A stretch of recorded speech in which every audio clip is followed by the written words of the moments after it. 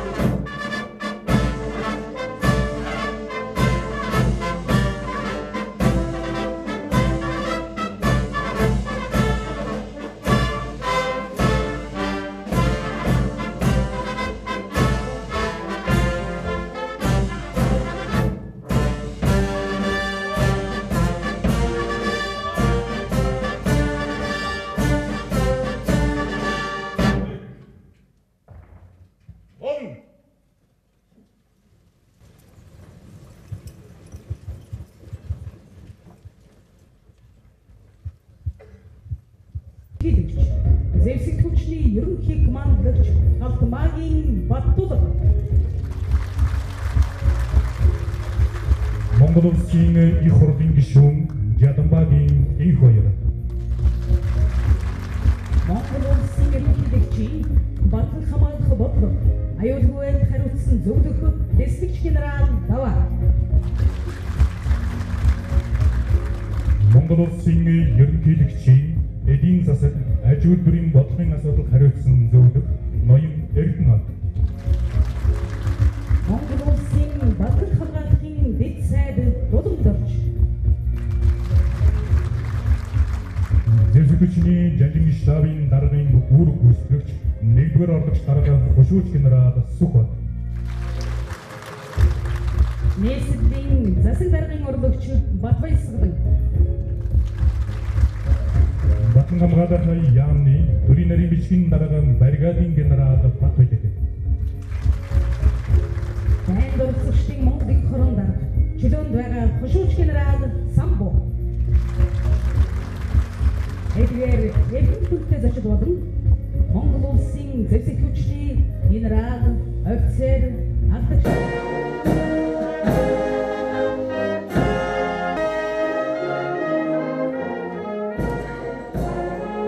Эрхэм генерал, офицер, ахлагч, цэргийн гэрээд болон хугацаа далганы төрөвч, байлдагч, ажилтан албан хаагчид, бэлтгэл болон чөлөөнд байгаа Ахмад дайчид, дэлхийн халуун цэгүүдэд Монгол улсаа төлөөлөн үүрэг гүйцэтгэж байгаа энгийн сагуулагчдаа.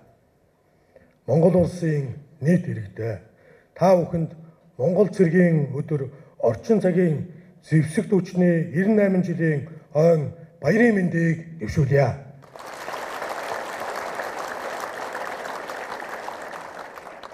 Монгол цэргийн өдрөөр та бидэнд туурах тусгаар улсыг өвлүүлсэн өвөг дээдсийнхээ эх орноо амиа дэвсэн хамгаалсан хатан зоригт цэрэг ирсэн хаан үйл хэргийг дурсаж гэгэн дурсгалыг нь хүндэтгэх эх орноо батлан хамгаалах үйлсийг өвлөн зүтгэж яваа цэргийн албан хаагчдаа талархах учиртай ийм өдөр юм аа. Монголын түүх бол Монгол цэргийн түүхээ. Түүхийн аль ч үед төрийн их үйл хэргийг тулгуур багна гардан хэрэгжүүлэгч нь Монгол цэрэг байсаар ирсэн байхаарч бахарно. Манай орчин цагийн зэвсэг түүчин үүссэн байгуулагдсан цагаас үндэсний язгуур ирэх ашиг газар нутгийн бүрэн бүтэн байдлыг бат найдвартай хамгаалж ирсэн дайчин түүхтэй. Орчин цагийн зэвсэг түүчний анхан томоохон сорилт нь халын голын байлдаан байсан. Энэ онд халах голын ялдын түүхт 80 жилийн ой догоож байгаа бөгөөд энэ байлдаанд Монголын зэвсэг түвшин Зөвлөлт голоод улсын айрамтай хамтран оролцсноор тусгаар улсын статусыг баталгаажуулах өртөл нөхцөлийг бүрдүүлэн эх орноо батлан хамгаалах чадвартай болохоо дэлхийд дахин илтгэн харуулсан билээ. Тусгаар тогтнолоо сэргээх, хамгаалах, баталгаажуулах, хүлээн зөвшөөрөх энэ үйл явц нь ээдрээ нухчааг дуулан он цагийг хилээсэр 1961 онд нэгдсэн үндэсний байгууллагын гишүүн болсноор олон улсад хүлээн зөвшөөрөгдөн баталгаажсан билээ. Инх цагийн бүтээн байгуулалтанд Монголын зэвсэг түвшин идэвхтэйгээр оролцож хот сууринг барилгажуулах, атар газрыг эзэмших, газар тариалан, хөдөө аж ахуй, аж үйлдвэржилтийг хөгжүүлэх, үйлсийн тэргуун нээж явж ирсэн бахархалтай түүхтэй. Тухайн үед барилга инженерийн шин технологиудыг судлан нэвтрүүлэгч, чухал хөтлөгч том хүчин байсан юм а. Монголын зэвсэг түвшин 1980-аад оны сүүлчээр Азад дээгүүр орох мото механикцсан хамгийн орчин үеийн зэвсэглэл техниктэй бэлтгэгдсэн өндөр мэргэжлийн чадварлаг боловсон хүчинтэй томоохон айрам болон өргөцсөн. Дэлхийн улс төрийн нөхцөл байдал өөрчлөгдөж, хүйтэн дайн төгсгөл болж, нийгэм эдийн засгийн өөрчлөлт, шинжилэлт явагдсанаар улс орныг батлан хамгаалах бодлого, зэвсэг түвшнийг ашиглах үзэл номлол, бүтэц зохион байгуулалтыг өөрчлөх, эрх зүйн орчныг бүрдүүлэх шаардлага бидэнд бий болсон. Зэвсэг түвшин цэргийн шинжилгээний бодлогыг цаг үеийн шаардлагад нийцүүлэн хэрэгжүүлж эхэлсэн бөгөөд энэ үйл явц өнөөдөрч үргэлжилж байна.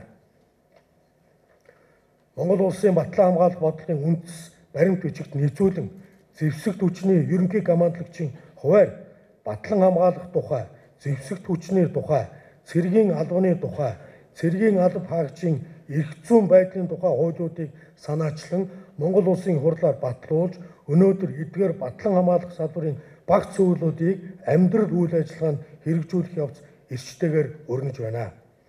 Батлан хамгаалахын багц хуулиар зэвсэг түвшин хуурай замын цэрэг болон агаарын цэргээс бүрдэн цэргийн захиргааны удирдлага хэрэгжүүлдэг бие даасан байгууллагаар хуульчилж мэрэгжлийн цэрэгт суурилсан байх зарчмыг тунхагласан нь Монгол улсын төрөөс зэвсэг түвшний хөгжлийн шинэ үеийг эхлүүлж байгаа ийм хэрэг юм а. Төрийн цэргийн байгууллагын хөгжлийн стратеги 2030 баримт бичиг зэвсэг түвшний байгуулалтыг хөгжүүлэх хөтөлбөр зэрэг стратегийн баримт бичгүүд нь зорилго агуулгынхаа хувьд дээрх хуулиудтай харилцан уялдаатай нэгдмэл цогц эрх зүйн үндсийг ханган бүрдүүлж байна. Монгол цэрэг өнөөдөрч Монгол төрийн олон тулгуурт нээлттэй гадаад бодлогыг бодитоогоор хэрэгжүүлж улс орныхаа аюулгүй байдлыг улс төр дипломатын аргаар хангах нөхцөлийг бүрдүүлэн дэлхийн халуун цэгүүдэд Монгол цэргүүд үүргээ нэр төртөөгөөр биелүүлсээр байгааг бахархан тэмдэглэхэд таатай байна. Баяр хүргье.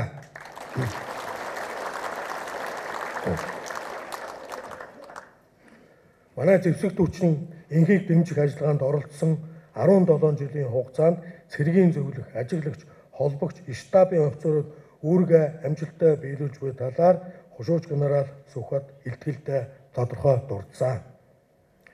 Дэлхийн улс орнууд аюулгүй байдлын талаар уламжлалт ойлголт, учирч буй аюул занал, түүний шинж чанар зэрэг нь ихээхэн өөрчлөгдөж байна. Сүүлийн үед бүс нутгийн хэмжээнд өрнөж буй байлдааны ажиллагаа, зэвсэгт мөргөлдөөний өрнөл, шинж чанараас үүдэн улс орнуудын батлан хамгаалах асуудалтай холбоотой дэвшигдэн гарч буй шинэ үзэл хандлагуудын нэг бол хамтын батлан хамгаалах судал болж байна.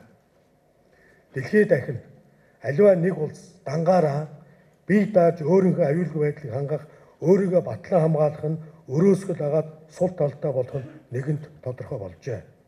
Ийм нөхцөлд цэргийн итгэлцэл, цэрэг техникийн хамтын ажиллагааг бүх улсууд тэр дундаа хөрш болон бусад орнуудтай бүх талаар хөгжүүлэх нь бидэнд чухал асуудал болоод байна.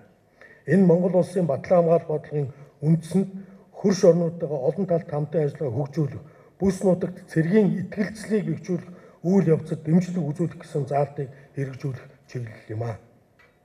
Монгол улсын үндсэн хуулийн 17 дугаар зүйлийн 1 дахь заалтын 4 дахь хэсэгт Монгол улсын иргэн эх орноо хамгаалах, хуулийн дагуу цэргийн алба хаах үүрэгтэй гэж заасан байдаг. Ингэснээр бүх нийтээр цэргийн алба хааж эх оронч үзэл итгэлээ баталгаажуулах ач холбогдолтой юм аа. Энэ цаг үе ч гэсэн өнөөдөр бидэнд харуулж байна. Цэргийн алба хааснаар хүн хадуужид сахилах батчин хүмүүждэг. Монголын зэвсэг түүчин эх орныхоо бүтээн байгуулалтанд амжилттай оролцож ирсэн туршлагад тулгуурлан нэгдмэл удирдахтай хариуцлага зохион байгуулалттай энэ хүчийг ашиглан бүтээн байгуулалтыг түргэсэх, бизнесийн орчинд тэлэх, ажил хэрэгч санал санаачлагыг ажил хэрэг болох хэрэгцээ шаардлага өнөөдөр бидний өмнө тулгараад байна. Тийм учраас зэвсэг түвшнийхээ бие бүрэлдэхүүн, техник хэрэгслийг улс орны бүтээн байгуулалтын ажилд идэвхтэй оролцуулах журмыг 2018 онд зарилгаар батламжсан. Энэ журам батлагдсан хэрэгжиж үр дүнгээ өгч эхлээд байна.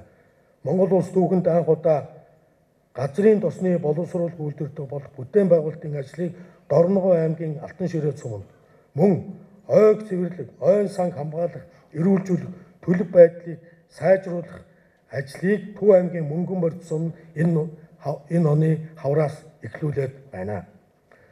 Мөн Дорнод аймгийн алслагдсан сум болох Халахгол суманд хэрэгжиж байгаа шин сум төслийн бүтээн байгуулалтын ажилд зэвсэг түвшний албан хаагчид гар бие оролцоод эхэллээ.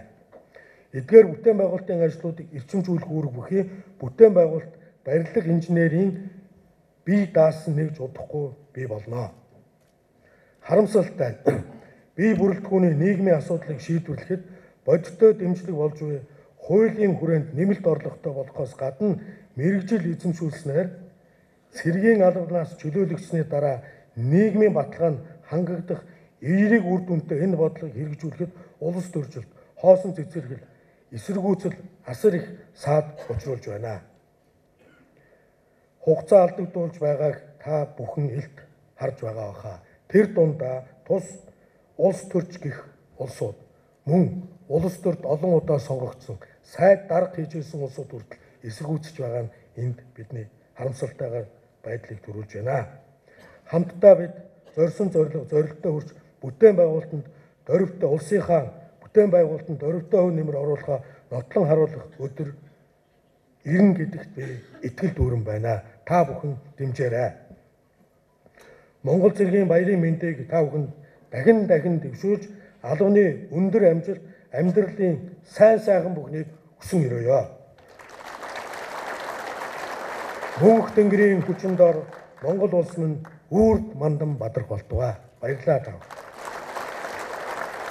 Тэрүүлийг хамтдаган дэвшүүлж Монгол цэргийн өдөр зэвсэг түвшний 98 жилийн ойн баярын хурлын ажиллагаа баяр тайгаар уламжлая.